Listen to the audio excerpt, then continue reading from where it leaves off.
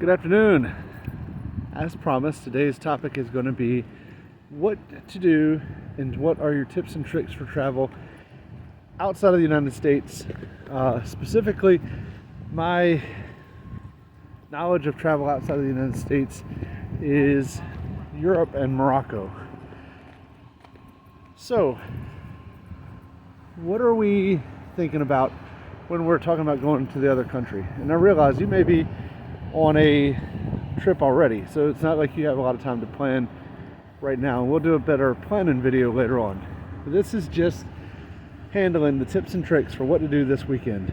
So first things first, it being Memorial Day weekend and seeing that there's travel advisories is kind of why I decided to start this video series like I did. I didn't really give any background. A background video also will be coming. But what I noticed is that over most of Europe right now is a travel to advisory.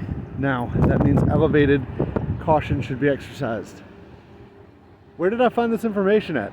Well, I went to the Department of State's travel advisory, and you can go and see just about anywhere in the world, to include Antarctica, which is under a level 2 travel advisory. When I travel overseas, I also like to go to what they call the CIA World Factbook. It gives you a very broad picture of what the country is like, what the leadership is like, and other demographic information, as well as even crime statistics. Just say you're sitting in the airport right now, you're on your way over to Europe. What are some things that you could do to better prepare for your trip? Well, number one, pre-plan your days out. Know what you're going to do and kind of have an idea of when you're going to do it. Look at when it's busy. Look at when there's a lot of tour groups there. Also, know where the embassies are in the countries you're traveling. Know how to contact the embassies. If you would find yourself in a situation, this is what's going to protect you as an American citizen. It started to rain on me. So one of the next things I like to do is I like to make sure I have a world-capable phone. And I will generally get a SIM card for the country I'm in. That way I have a local number in case I would need to call. You can do the global phone and global roaming fees through your carrier. So it's definitely something to check into. But if you have a world-capable phone, you can go to just about anywhere that sells SIM cards, get your SIM card, pop it right in your phone, and you have a phone up and running in the country. Once you have your world-capable phone or your global roaming phone, you're going to want to share your pre-plan and your contact information with a trusted source, family member, someone like that. By doing that, you're giving yourself a safety net so that if something happens or you don't check in or somebody has an idea of where you're going to be. I would also say to that note, make sure that if you change that plan, you let that person know.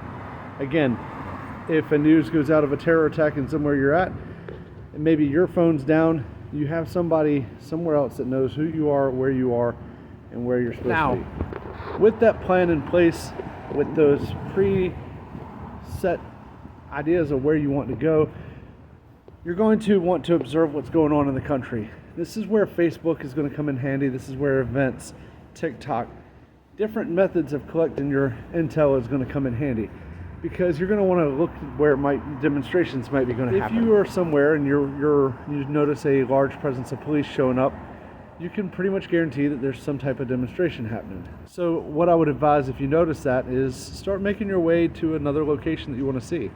Maybe there's a church down the road or a museum that you can go check out. It gets you out of the middle of what might be a demonstration. It doesn't mean it's going to be violent or there's going to even be any issues. But like I said in yesterday's video, why do you want to put yourself in a situation where you might get in trouble in a country you're not familiar with? And last but not least, for tips and tricks for this, is hopefully you did some pre-war homework. You prepared your outfits based upon how people will dress in the region you're going. It's not going to be perfect and you're not going to look like a local, but you should look as much like a local as you possibly can so you don't stand out. Keep down on what would be considered typically American behavior. A lot of the world thinks that we're boisterous and loud and that we want all the attention on us. I find if you keep yourself kind of low profile, quiet, you don't stand out. The other note about being a tourist is you're going to want to hit tourist destinations, obviously. Try to figure out when those tourist destinations are going to be the most crowded. You want to see the market square somewhere? I agree, that's where I want to go. My favorite thing to do is to get lost in a market square. But maybe try to avoid going when tour groups are going to be there. In the event of a terrorist attack or a terrorist group that's trying to plan an attack, they're going to want to go when there's going to be the most impact for an These attack. Are just some of the tips that you can use to hopefully make a trip this weekend moving forward more enjoyable for you and more safe. So the last thing I want to say is go out there, do some traveling, have some fun, experience a culture and some food, but just stay aware and be prepared.